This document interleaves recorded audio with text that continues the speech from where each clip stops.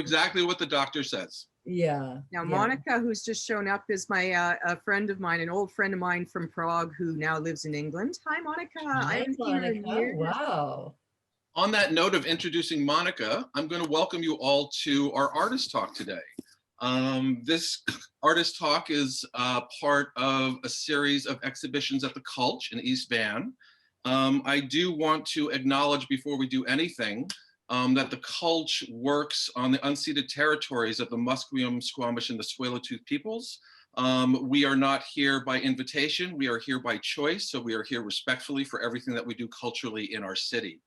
I'm really glad that we can be here today on Zoom with Snow to talk about art. This current exhibition at the Cultch is called 1+2+3. And it is works with Marlise Eilers, Valerie Arnitson, and Ginger Sedlova. Sorry, Ginger, hold on. Sedlorova. Close enough. Thank you, I'll Ginger. take it. This exhibition is online only. It is the Cultch's website where you can see the entire exhibition is thecultch.com/gallery. And you can see the entire exhibition there. And the exhibition, if I didn't say, runs from February 1st through the 28th. As far as the way that we will do this, I'm gonna just ask the artists to introduce themselves. We're gonna start to engage in some questions. If anybody wants to ask any questions during the talk, please just write your question in the chat. And the chat is at the lower bar of your TV screen, of your computer screen or whatever screen you're looking at.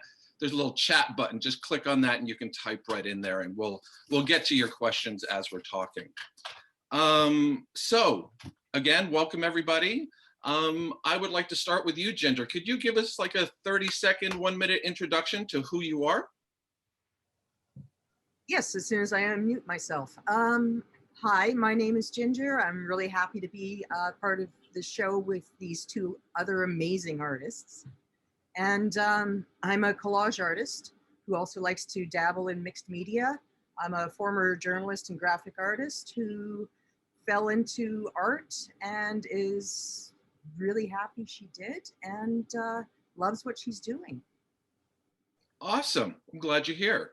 Marlise, yourself? Same.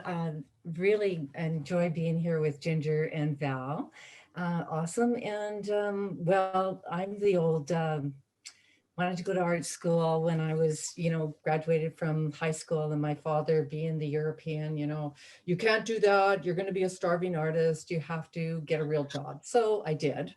And so then, 40 years later, here I am. I'm back at it. I really have always loved art, and I've discovered the art of collage, and it's my passion now. So here I am. Nice. Welcome. Valerie, how about you introduce yourself to everybody? Valerie Arnson, and I'm primarily an assemblage artist, but because it takes me quite a while to do a series, I started using my photographs in my collage work. So I only use my own photographs, and now I know why I was taking thousands of photographs as I traveled. Now I'm putting them to good use. And self-taught, but I've been a full-time artist now for, coming up 15 years, but I've always dabbled. So yeah, and like the gals said, it's great connection. It's nice to be with this group. Glad you could be here, Valerie. I'm going to start. I'm going to ask some questions, and I'm going to let you each address them in your own way, in whatever order you choose. I do want to first point out the fact that you are all artists who take images and put them together, whether we call it collage, assemblage, or so forth, whether it's images, whether it's three-dimensional objects. I was wondering, can you talk a little bit about how that works for you as far as collecting images, how you work with those images, your process of bringing that all together? Ginger, I think you wanted to start. I did. You read my mind. I did. Okay, you know what? While I was thinking about this question and how I would answer it if it came up, I remembered Mitt Romney. I just can't resist this. I know. And, you know, does anyone else remember Mitt Romney during the 2012 presidential debate and his comment about binders full of women? Hmm. Well, I have binders full of women, pretty much. So, so I have files. My process is I collect my own photos. Val actually has really inspired me to go back into all my travel photos and everything. So I've worked on collecting files and files full of images that appeal to me for a variety of reasons. Like I say, mostly my own photographs now. Thank you, Val. But also images from magazines. I love working with vintage ephemera and newsprint. That comes to my background. But yeah, the one image I'll be going through, like I'm actually looking at the next image right here on my iPad that I'm going to be working with. That one image will set off a whole idea, and I'll work based around that one image. Something that I feel strongly about. Sometimes it brings out a story, sometimes it brings out an issue that I want to address, but it's always based around that one really strong image. So. Nice. How about you, Marlise? Well, you know, it's interesting because people say to me, well, where do you get your ideas from? And like when I did my Einstein series, it's like, well, where did that come from? And I remember being at our summer cottage, and I wanted to paint a wall with chalkboard paint for the grandkids so they could play and doodle and stuff. And then I got back home and I thought, I really like that chalkboard paint. And so I just kind of thought chalkboard, and then Einstein sprung into my head. And I did a painting with chalkboard paint and then the chalkboard print of Einstein's equations. And then it sort of just, I ran with it and did 4 of them. And then, okay, that's enough. And then on to the next thing. So usually I often work around a theme. And right now I'm doing things with, and I hate to say this, body parts, but I'm kind of having fun with that, working with Doing like the legs same. and arms and putting them together in really odd situations. I think it's interesting as an ex-cigarette smoker. I see over your shoulder a collage that you have cool Lucky Strikes and stuff Yeah. like that.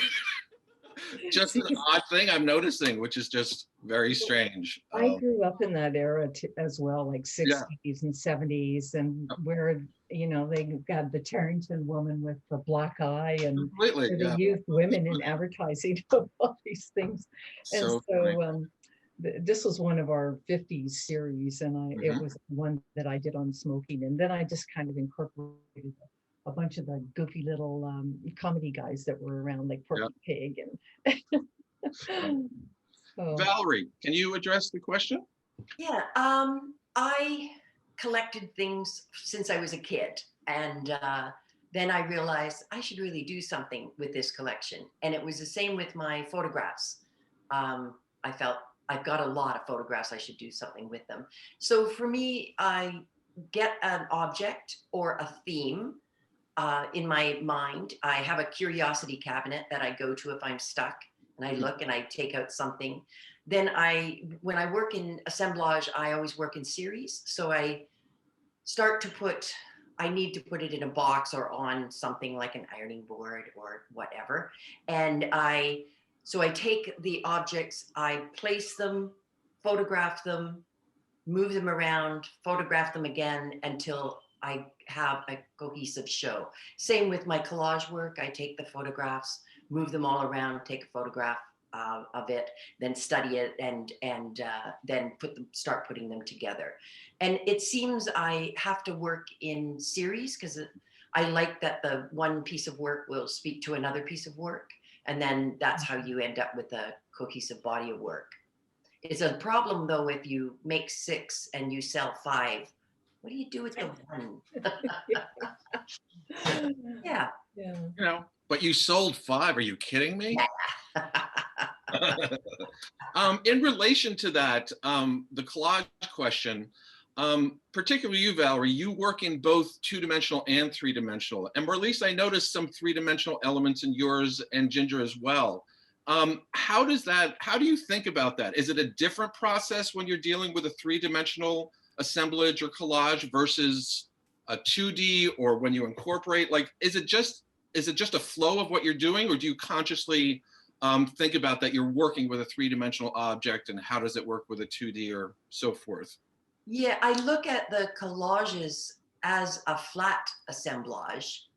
And I do think differently when I'm making an assemblage because I have to think of how is it going to join, how is it going to, what is it going to be in, where a collage can be just on a piece of paper, or it can be on a panel. I think it's a simpler for me. It's a little bit simpler. Yeah, because the assemblage, I have to think about many more things, like what it's going to go in, how it's going to stay there, and what the background is going to be, all that kind of stuff. Yeah. Either of you ladies? I think for me, it's just kind of a continuation of the 2D. And sometimes it's just like, like the sewing bee. I had this really cool vintage old pincushion from my mother-in-law, and I thought, I'd like to stick that on there. So I stuck it on the top of there, and then it kind of thought, I've got some, bobbins from my old sewing machine. I'll fire those on the side, and it just kind of happened like that.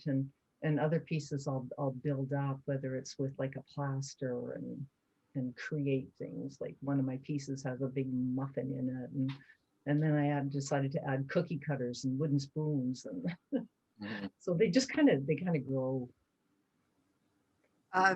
For me, it's the same thing for me. Even if it's a flat assemblage, let's say, or a collage, with me, that still ends up going over the edges.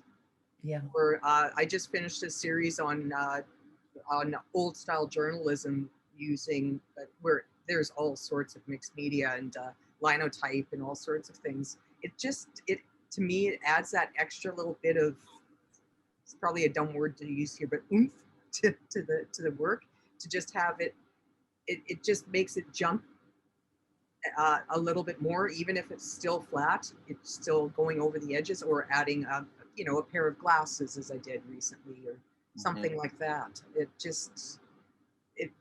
makes it jump out more to me than just a simple. I'm not sure if I ever went back to painting, if I wouldn't still. I've always had a thing, even in painting, that it had to be really textural. It couldn't just be flat. So this is just how I work. I'd like to say I didn't start off by saying that my name is Yuri Arais. I'm the gallery coordinator at the Cultch, just so you know what the context of this guy is here, asking questions. So just so everybody knows that. I don't want to go too much off on a tangent on this, but I'm going to continue a little bit on this theme. Because you all use text as well. And text is such a difficult thing to use in creating work, but Ginger doesn't think so. So Ginger, I'm going to ask you right off the bat, can you talk about how text works in your work and how you think about using text? I didn't mean to. I hope I didn't sneer or something like that. You didn't, and I didn't mean to put you on the spot. But no, it's fine. I mean, my background is in journalism, and I was originally a reporter, and I wrote, as well as being a graphic artist, throughout my my journalism career.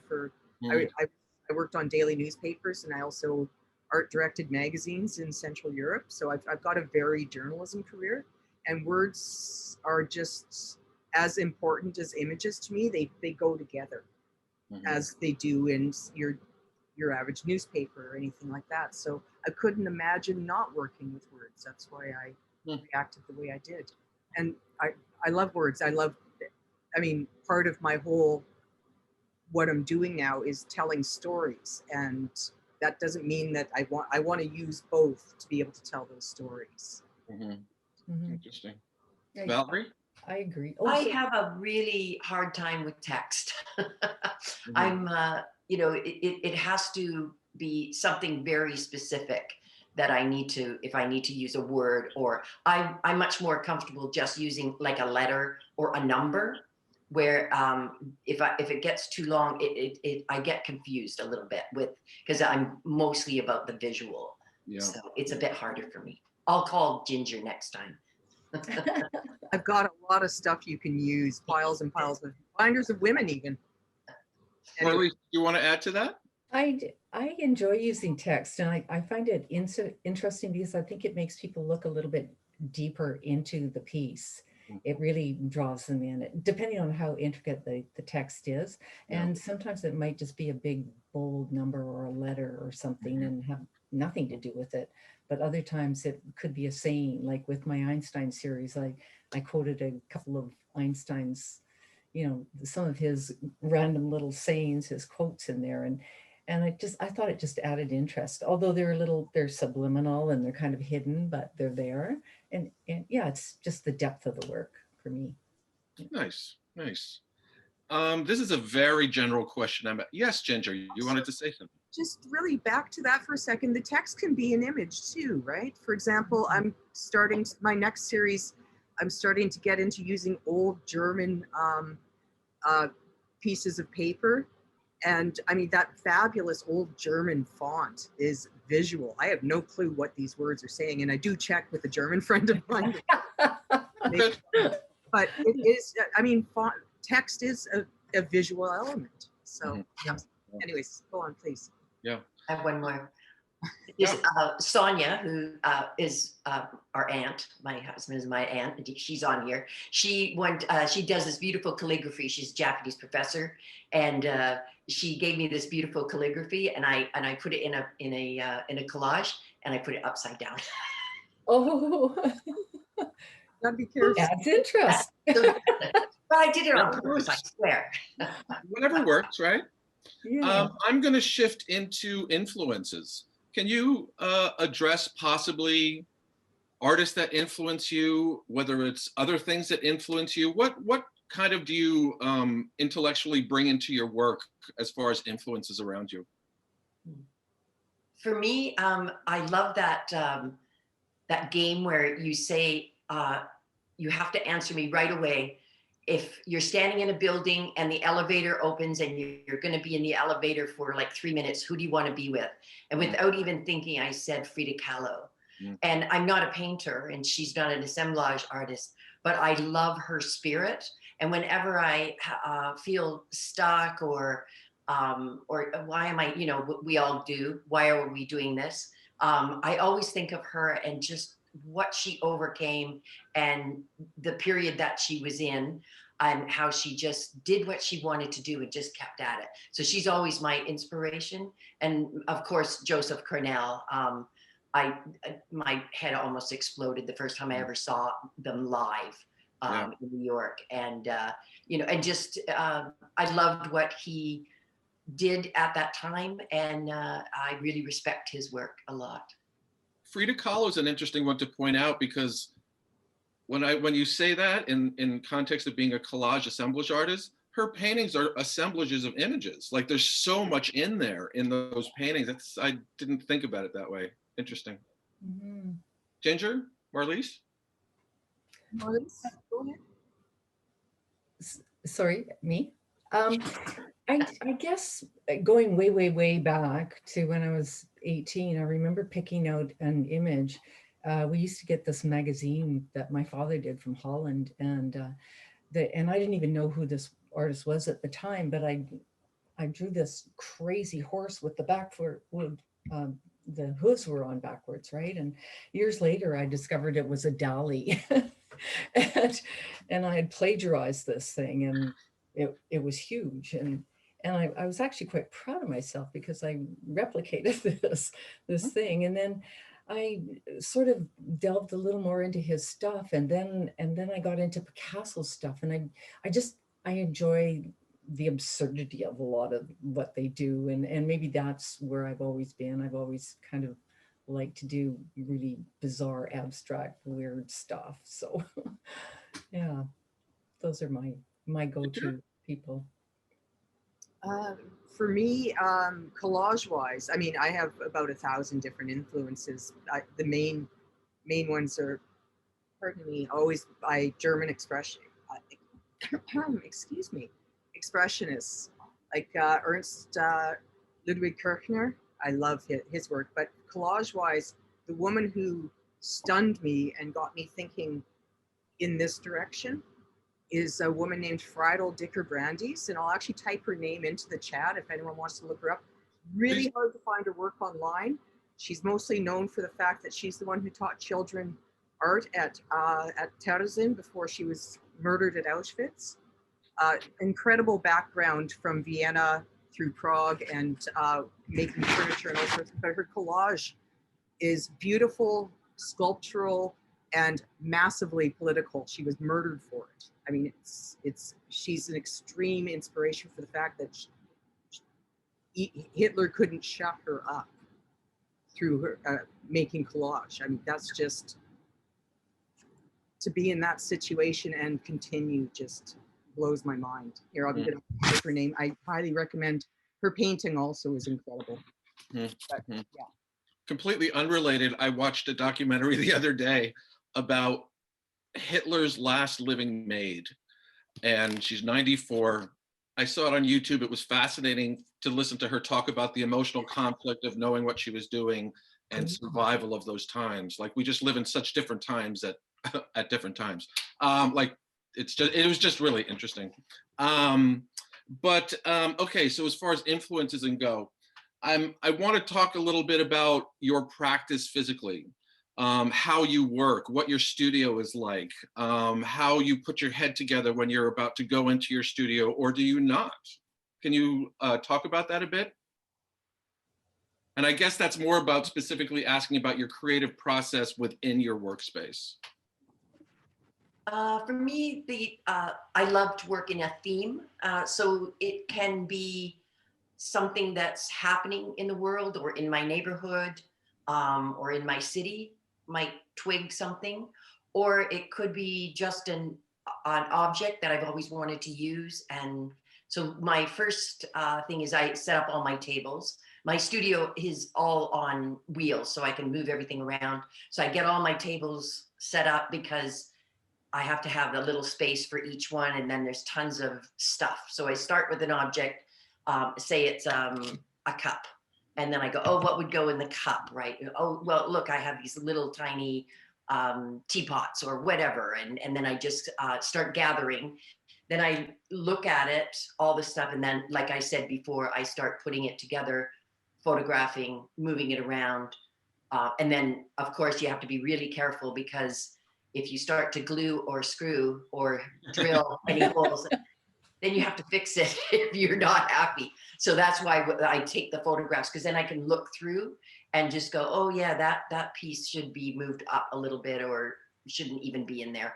And similar with my collages.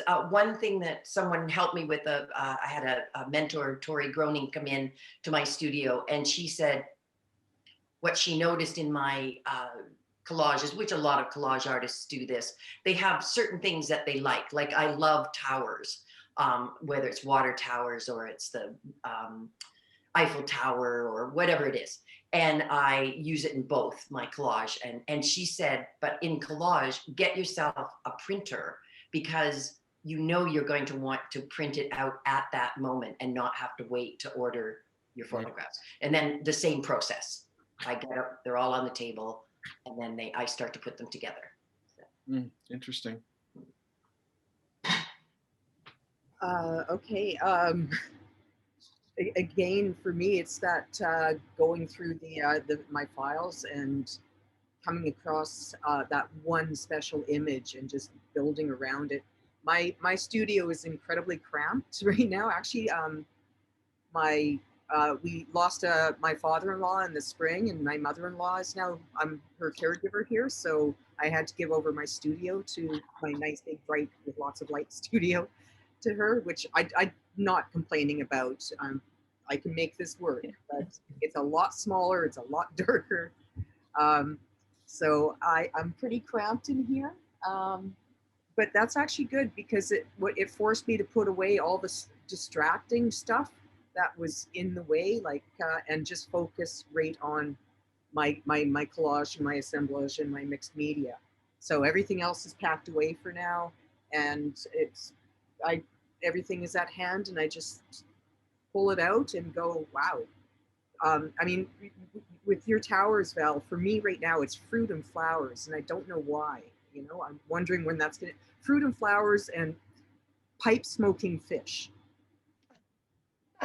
I'm good at fish, I call them. As a matter of fact, I have a feeling they're going to turn up again in my next series. I'm kind of veering into this weird space of surrealism that I think is pandemic related, just because everything outside and inside my head feels so surreal right now. But Embrace it. sir, Embrace it. I am. I love my pipe smoking fish, and you know it's getting really good reaction from other people. So why not? That's awesome. Yeah, I'm similar right now. My space is really cramped as well, and collage artists know you collect so much stuff, and it's everywhere, and it can.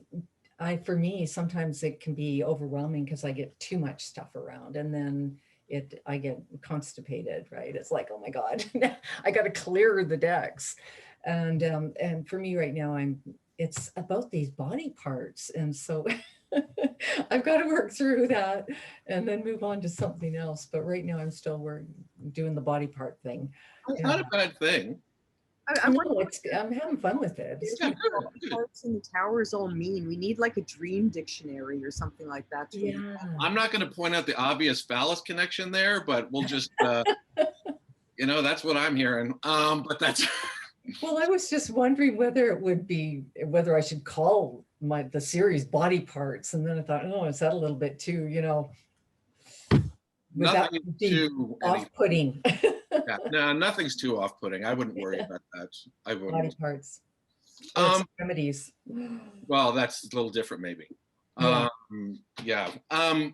Before we planned this artist talk, or during it, we tried to come up with some specific questions to have each artist talk about. And one that's interesting to me is, what is the role of an artist in your own community and in society in general?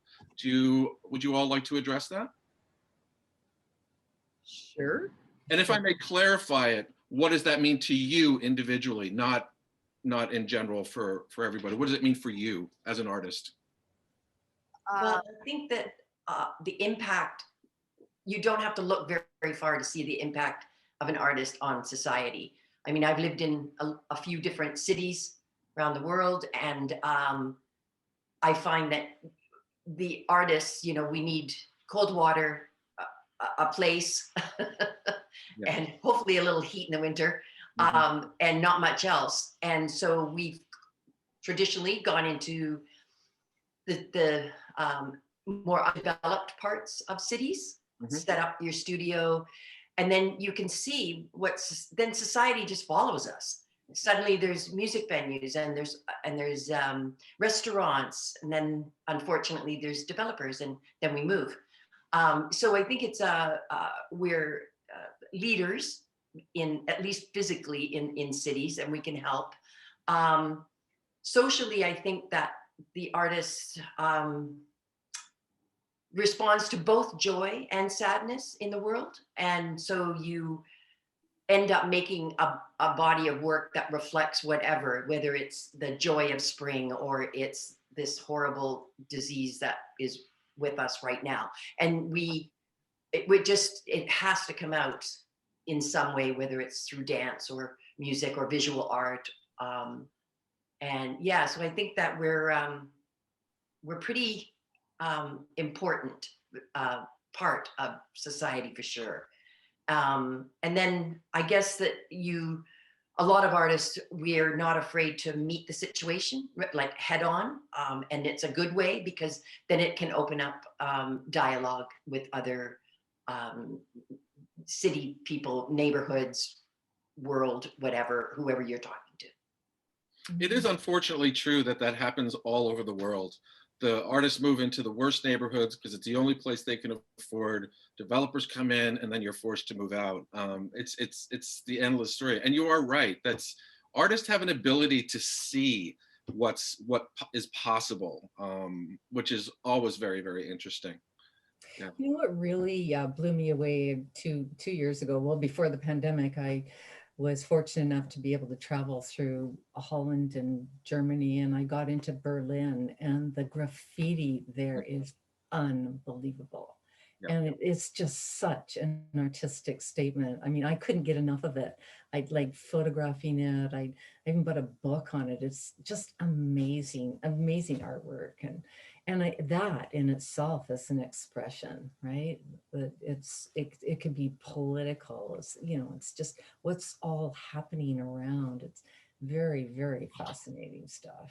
And it's lucky that they're able to live in a community, all those artists, where that is accepted in culture. I mean, I find that European culture is so much more accepting of art and sculpture and Yes. exterior art and so forth.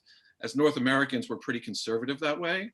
I always know when I walk into a house that has no children because there's sculpture in the house. Yeah. Always one of those things. So anyway, yeah. Ginger? Well, okay, the role that the artist has in society, are we still? Sure, Okay. yeah. I wrote down some lovely pompous stuff I just realized when I was taking notes beforehand.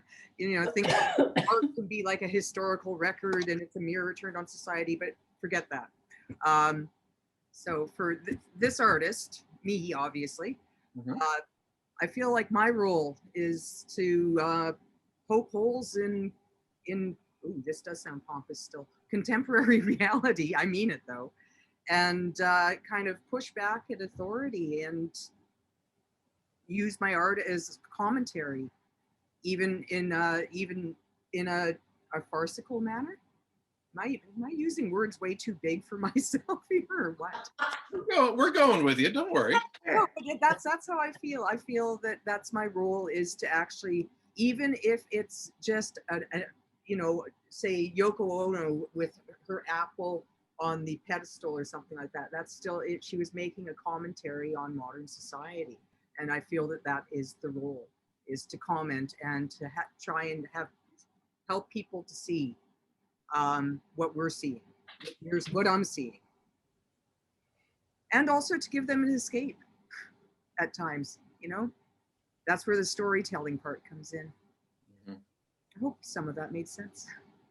It did, because you said it. It's all good. Mhm. It's all good. We're just having, you know, like it's one of those things that, you know, artists are all different. And I think whether or not we are conscious about what the work we do does or not, artists are always, you know, the first thinking, the forward thinking, the inventive people and communities. And, you know, there's so many different people who want their work to be activated in certain places and to see things happen, but we have so little control of that so many times. And I guess that's why I'm interested, you know, it's an interesting question to ask, you know, how you view yourself and what you do with your art in your community and how it affects them. Because so many times, you know, our intentions of what our work is created as does not go there, you know, because when you put work out there, you know, just like the gallery right now, all you get when somebody comes to an exhibition, imagine that it's a physical exhibition, even online, all they get is that, right? They don't get to talk to the artist. They don't get to really deep dive into and have a discussion about what the artist is trying to do. And that's why it's interesting to me, the concept of what art does in community, from a real literal kind of point of view, you know, how it's seen, where it's seen, and how that crosses, because it's complicated.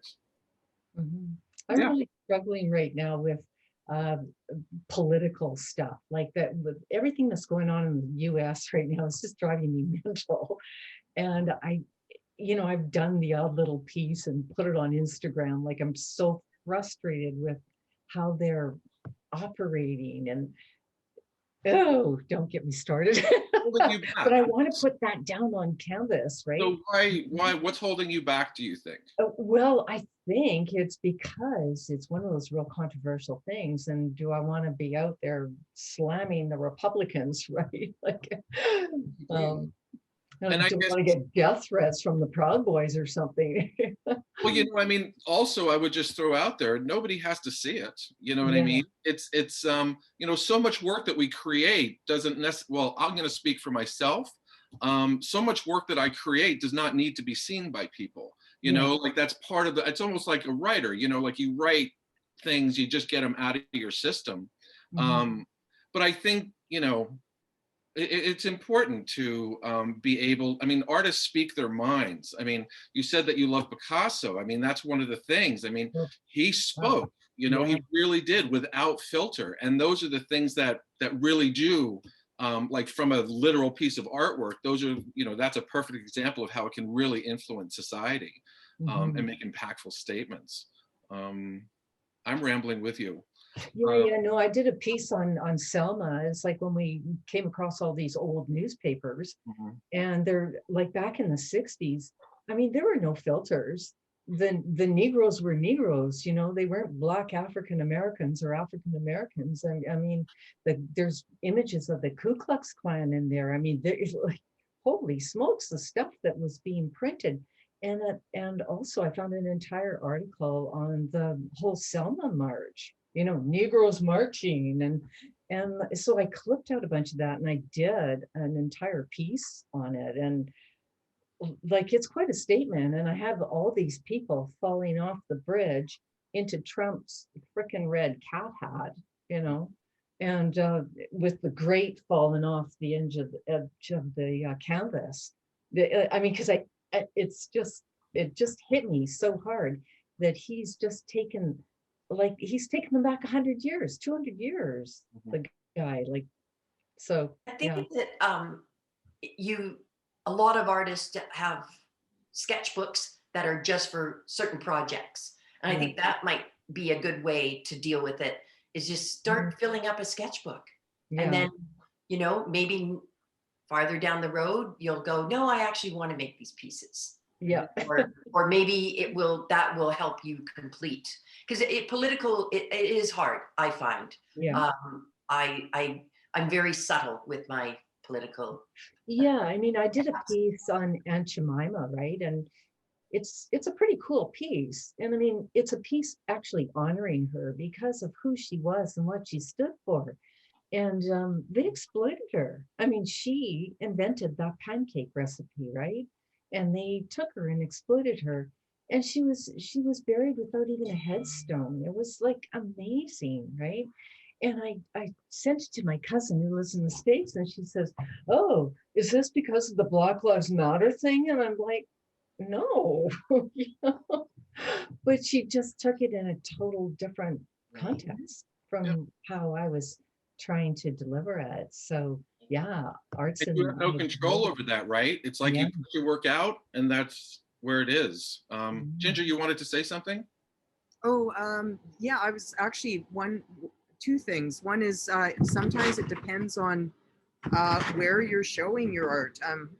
Yeah. I did a series, one of which you actually chose for this show. Um, but I tend to work in series of three. I'm like Val that way. And I don't know why three. It's just it feels right. But I wouldn't say it's blowback, but they're fairly scary, not gory, but violent. Um, at least two of these three, and I get a lot better reception out of Europe towards them than I do in North America. Yeah. And the Yeah. other thing was, and this pertains to Val as well. This is something that I'm still working through in my head, the self-editing, because I've had some what I think are fantastic ideas for some religious-based collage, but I'm fearful of putting them out there in North America, I have to say. I'm not going to go into them because they're really good ideas. And I think I need to get out. I think every artist eventually, and I'm still at that beginning point, but needs to get over the fear and just put it out there. I don't want to do it in a sketchbook, though. I want to actually put it out there. And I do think that there will be some religious blowback with some of these ideas. I'd like to just address something there for you, Ginger. I think it's really important to, when you're putting certain pieces of work out there, it's about working with the right places who are going to represent that type of work in a right way. And you have to work with curators and gallery owners that are like-minded, such as myself. I just want to give this little anecdote. A bunch of years ago at the gallery at the Cultch, we had an artist who showed a 4-foot by 4-foot red stop sign that had a stencil of Trump's head on it, and it had a stencil on the bottom that said the word rapist. Now, I stood firmly behind that piece. I support the work because the artist created it. And the reason the Cultch is able to show work like that is because the Cultch is such a diverse thinking organization. Like that's the reason certain groups come to present at the Cultch is because they know that we will do all of that work respectfully because we understand it and that's what we do. And so when that piece was on the wall, I had a group come in who took the piece physically off the wall and turned it around and put it on the wall. And for me, it's you know, it's not acceptable for do that, even though that group is at the Cultch because that's why we're able to show that type of work. It's a very interesting thing. Everybody views things differently. You have to be around the right people who support the concepts. And creatively speaking, backlash is the best thing you could ever, ever ask for. If somebody hates what you're doing, they're going to talk about it. And it's going to inspire you. It's going to encourage you to do more of that work. That's just my opinion. So I would say, as far as creating work that's political or racial or anything, I would really encourage you to do it and not give a shit what anybody thinks. And I want to just touch on that a little bit because a couple of you mentioned it, but when it comes to creating work as artists, you know, particularly in the climate that we live in nowadays, how do you feel? Like, Marlise, you did a piece, an Aunt Jemima piece. How do you feel about creating work about other cultures that you have no experience with? Well, such as, you know, people nowadays in our communities who are doing, you know, a white person doing images that are of indigenous artist work. You know, it's the same discussion. How do you, I mean, Marlise, you actually, you explained how you felt about that, but Ginger, Valerie, do you have anything to say about either of that? I get asked the question, are you religious? A lot. I mostly only work with the Virgin of Guadalupe and you know, the saints, and I don't use Jesus, or I often use the Buddha, and it's really interesting because I was brought up as an atheist, and so when I tell them that, then you just see this like, huh, I guess we don't have to have that conversation. I'm just going to go and look at the art, Yeah. and that's it. It never has it ever gone into something negative. Mhm. Hello? I lost Val. No, Oh. no, Val's back. Val, you froze for a moment. We missed Oh. about 10 seconds of what you just said. Oh, what part? Just that that the most important part of that is that if I tell them I'm an atheist, then the conversation doesn't carry on negatively or positively unless they're interested in why I work with the Virgin or the Buddha. And then it's a positive. I've never really had a negative reaction to it. And, you know, and I have like, well, you never know what people believe in when they come into your studio or a gallery, you know, Yep. so they've come with their own beliefs, and so I don't fear it. Yeah. Well, I'm Jewish and I've got all these ideas about Jesus, which is going to be really kind of weird if anyone asks me. That's okay. I mean, that's part of, I mean, that's why it's interesting. That's what you come from. I mean, that's how artists are able, they all have their own perspectives, and that's why it's all different, right? And that's why it's interesting, you know? Yeah, and I mean, I was raised staunch Catholic. My parents were European immigrants, right? Oh my God, every Sunday I'm, you know, off to church and fish on Friday night, and my goodness. And so, and then of course I marry a guy whose dad's a Swami in India, right? He's been there, well, he just passed away, but he was there for 47 years, Wow. wearing the orange robes and living in an ashram. So go there and live in an ashram for a couple of weeks at a time and experience what they're experiencing. It's wow, you take a second look at it, right? Yeah. So and it's really, their whole thing was a oneness with God. It was a spirituality. It wasn't really like, you know, and they all have their, like we have Jesus, and they have all their, you know, Ganeshas and all their little idols that they worship. Mhm. So it's all different. Everybody's different. And Yeah. so if we can just take it in that context, I guess. And It's much more challenging because we're Mhm. also, we all think we know everything that's right nowadays or something like that. And it's a strange climate out there. it is. I'm just going to remind everybody, if anybody has any questions, to please just put them in the chat. You don't have to if you don't want to. I'm just making sure that everybody knows because we are coming near the end of our artist talk today. I'm going to ask the three of you also, is there anything that you would like to ask each other in the context of talking about art here? Ah. We got so many We're not on emails the going back. Well, and forth. I guess I asked that in a sense that you are three artists who didn't know each other. I brought you together for a show. You did a little work together, right? And now you're here in this situation, and you have these two new artists in your life. And you know what? You don't need to address that. You've got two new artists in your life. Call them, rock on that, okay? Well, That's a great thing. we have briefly talked about working together again. Yes. So definitely it has created a little. It's a new community. I've got a Yeah. new, I hate to say little community. It almost lessens it. I don't mean it that way, both of you. But yeah, no, I would kill to work with these two again. That's fantastic. So we'll do it. Yeah. Yes. I'm so happy to hear that. I'm so happy to hear that. And since we all seem to be theme related, probably what we would do is pick a theme. My vote is for Jesus. Okay, I'm in. I'll do that. It's a very easy topic to address. Yeah. And Val's got experience Lots with of that. Or Let's do body it. parts. Or, we could fix this up, guys. This could get really surreal, which I'd be Yeah. really into. Jesus and body parts. Oh man, that's a good one. Oh, we have a question. So I do have a question here, and this question is specifically for Val. And it says, I would be interested in hearing more about what you do. What do you see or feel in the images of Mary or the Buddha? So my love affair with the Virgin of Guadalupe, it came from my travels in Mexico. And I went, let's see, I was in my 20s, and I went down and I went by myself. And being of a certain age, it was a while ago. And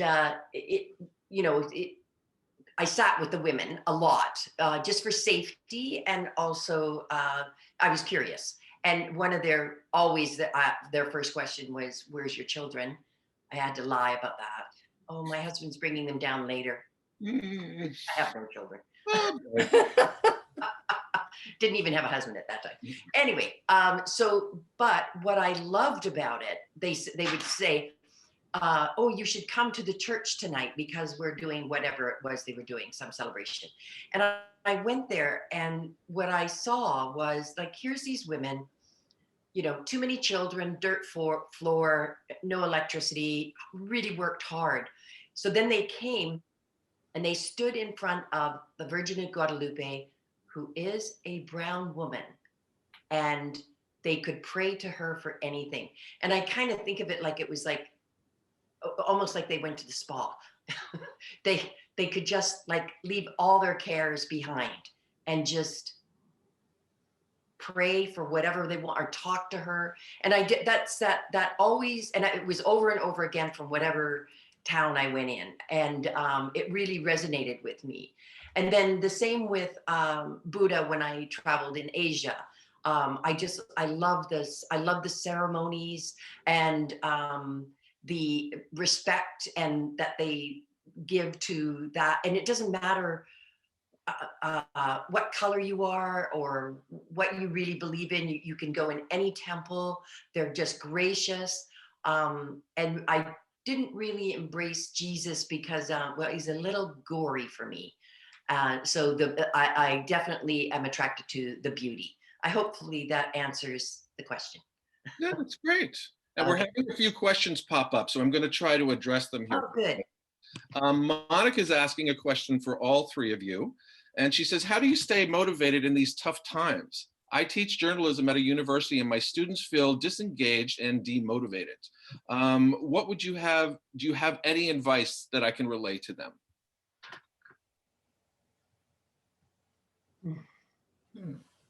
So, but he teaches what, or she teaches what? Journalism. Journalism. So she's specifically asking, how do you keep motivated in these really difficult times of isolation and COVID? And do you have any advice for her to share with her students, because they're all bummed out, not energized? Right. For me, the first month of this whole thing, I swept my studio floor and organized. I didn't know how to make art anymore, or should I make art, or what am I doing? Is this is this important? And but then eventually, of course, being an artist, I had to create, and I think that just maybe trying something out of your comfort zone. Like I would take they often have these challenges, artist challenge, make a collage a day, make a collage a week. Here's your word, the word is bus stops, whatever. And so maybe that would help, that they maybe look at their writing a little bit different, and just kind of, that's what helped me get back into it.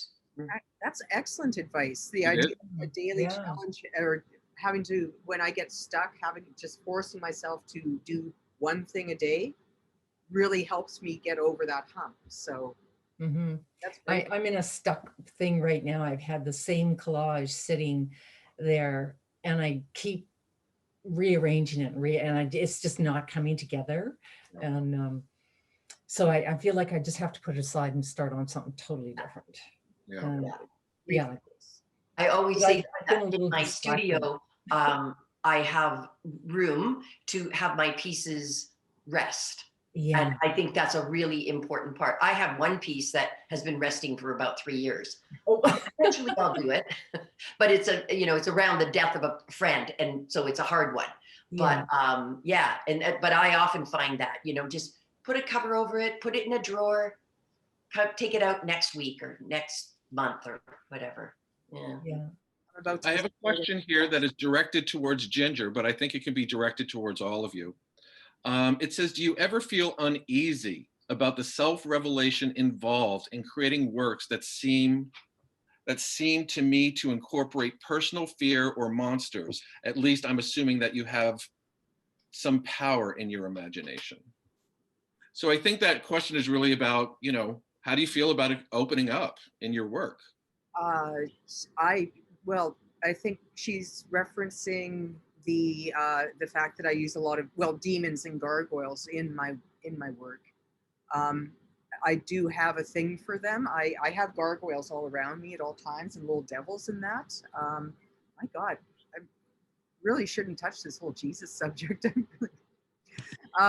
But to me, demons and gargoyles don't have the same meaning that they do to other people. To me, they actually they scare away the evil in this world. I like to have them around me. That was the original intention of gargoyles, right? They were supposed to be so ugly that they would scare away the demons.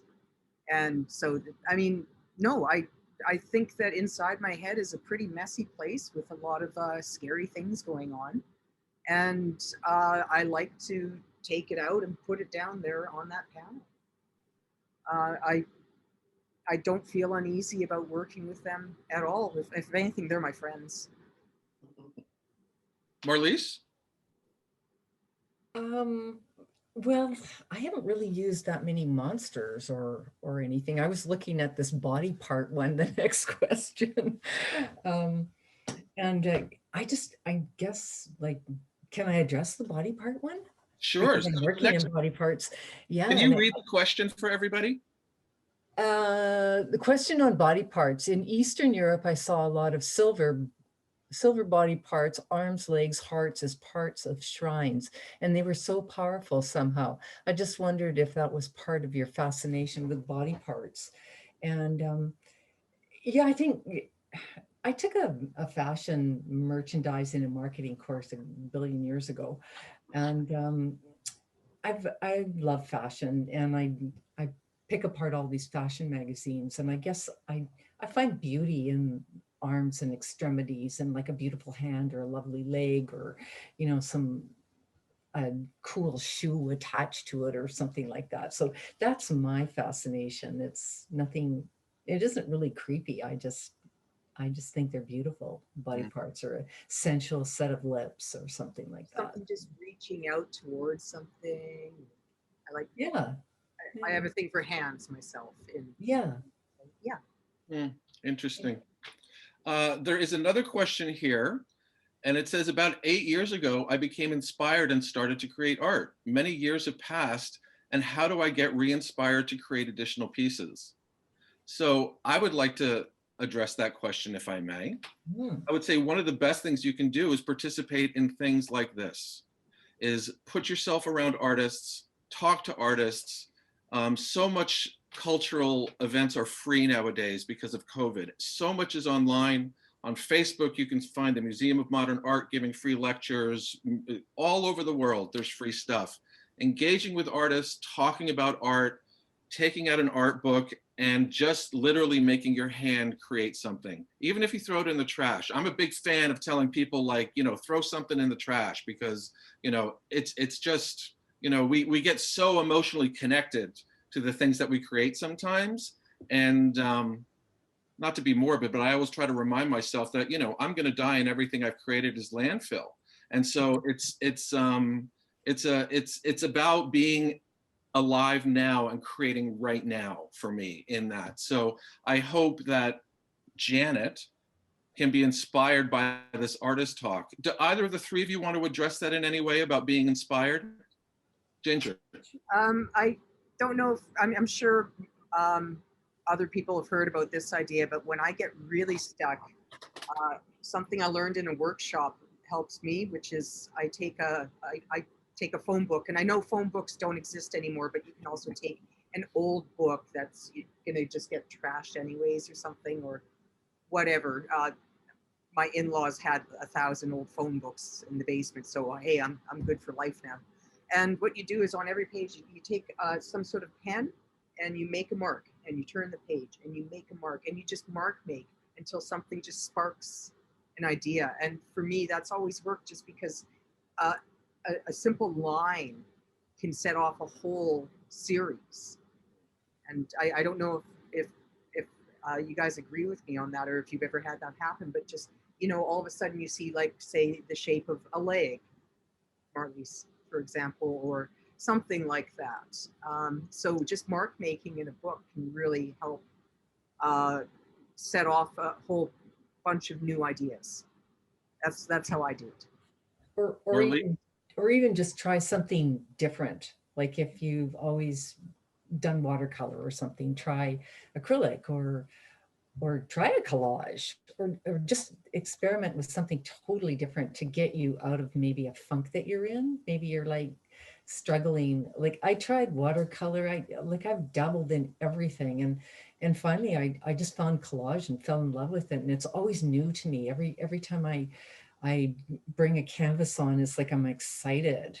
And you know, yeah, I'm not saying I don't get, you know, artist block. I do. I've got block on one right now, but maybe it's just the media you're working with or something. Try and change it up. Can I jump in? That's the beauty of collage and every form of art, is it doesn't have to be one thing, right? Like with collage, as I grow, I intend to integrate painting or ink or drawing or fumage or something, other things into it. So maybe taking your art and adding an extra element or a different medium or technique that could help right there, right? Yeah, it's interesting because it seems like all three of us do that. I have this quite big, you know, kind of like a kid's piece of paper, you know, craft paper, a pad. And I'm not a drawer or a painter, but if I'm just got the blahs or I can't figure, I just get that piece of paper and a big marker, and I just start making patterns. And, you know, I love patterns, and that helps. And then it kind of gets you in the groove. You just like, it doesn't have to be anything. Nobody's ever going to see it. It's just like what Ginger was saying, it's that mark making, just get going and do it. Yeah, otherwise you really might not helps. start. You need to start to get over that hump somehow. Yeah. Yeah. That's So really cool. I've never tried that. I'll try it. So let's take that inspiration to end this wonderful artist talk. I'm going to thank everybody, all three of you artists, for participating. Thank you so much for being open and sharing your thoughts and insights. Everybody, thank you for joining this artist talk today. You have lots of cultural options, and the Cultch is really blessed that you choose to spend your time with us. Again, the website for this exhibition is the Cultch no, what is wrong with me? It's thecultch.com/gallery. And you can see all three of these artists' work there. You can see the entire exhibition through the end of February 28th. I would like also for everybody to know that the Cultch annual call for artists was just been posted this week. You'll start seeing it on all of our social media next week, if not already. And again, thank you so much for taking the time with us, and we look forward to seeing you at the Cultch. And Ginger, did you want to add something? Yes, thank you, Gary. Thank Yes. you very much. Yes, Jerry, thank you so much. My pleasure. It's great to work with you